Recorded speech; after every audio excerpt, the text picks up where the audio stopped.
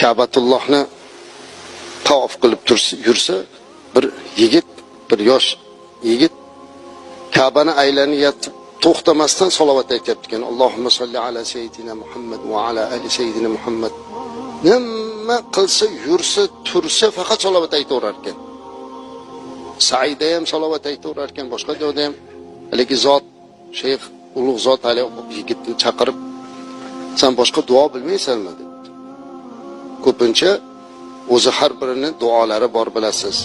Robbana atina fid dunya hasanana aytiladi, Saida ham aytiladigan duolar, lekin faqat u salovat aytar ekan. Keyin haligi yigit aytibdiki, "Men tavofni qilib olgandan keyin sizga aytib beray. Tavofni qilib olgandan keyin bilaman boshqa duolarni. Lekin men bir voqeani guvohi bo'ldim. Aslida hajga otam bilan birga kelayotgandim. Otam birga edilar.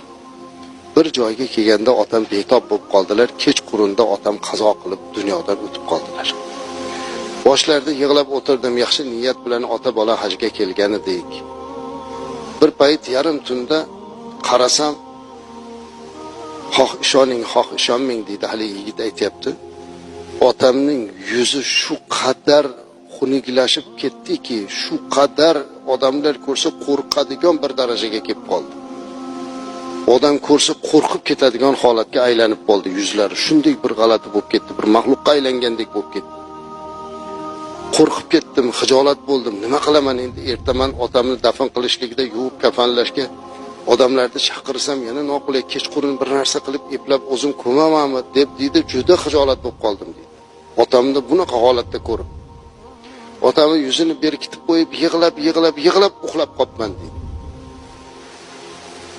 Shunda payg'ambarimiz alayhisolatu vasallam kelibdilar deydi. Kelib, "Nimaga yig'layapsan? Nima bo'ldi?" deb so'radi deydi tushida.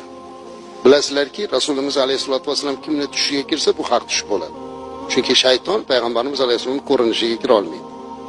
Rasululloh sallallohu alayhi vasallam o'zlari aytganlar, kimni men tushiga kirsam, demak men haqiqatda kiribman, chunki shayton meni tushimga kira olmaydi deganlar. Haligi tushlariga kirib payg'ambarimiz alayhisalom oldiga kelib, hali yigitga "Nega yig'layapsan?" desa, qarasa turibdi Rasululloh sallallohu alayhi vasallam. Otam shunaqa yuzi shuncha xunuk bo'lib ketdi. Juda ham xijolatman, endi hozir odamlarga nima deyman deb yig'lab o'tiribman degan ekan, yuzini och debdi. Yuzini ochgan ekan, qo'llari bilan bundoq silab qo'ygan ekanlar. 15 kundek oydek charog'on bo'lib ketibdi.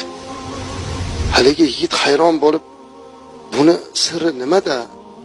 degan ekan, "Otang juda odamlarni ko'p g'iybat, ig'vo qiladigan edi.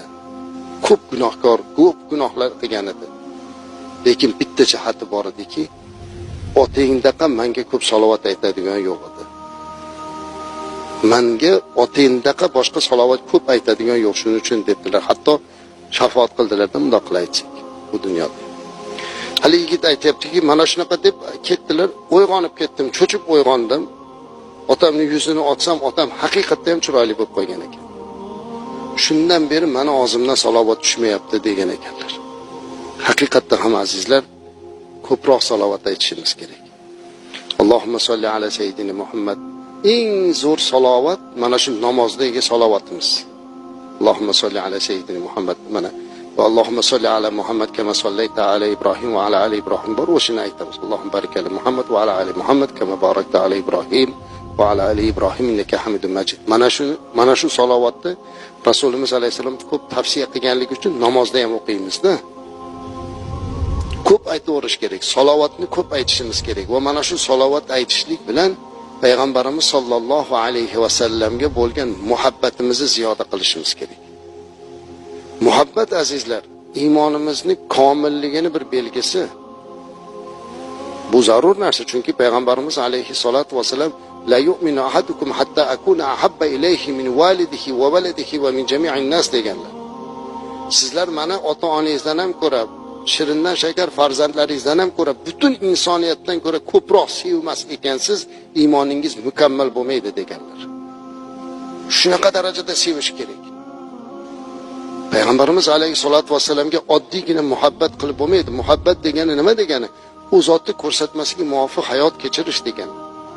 Agarki biz payg'ambarimiz alayhi salomni aytganidaqa yashaydigan bo'lsak, u zotni ko'rsatmasidaqa yashayapman deydigan bo'lsak, bugungi kunda birortamizni darvozamizda qulib bo'lmaslik kerak edi azizlar.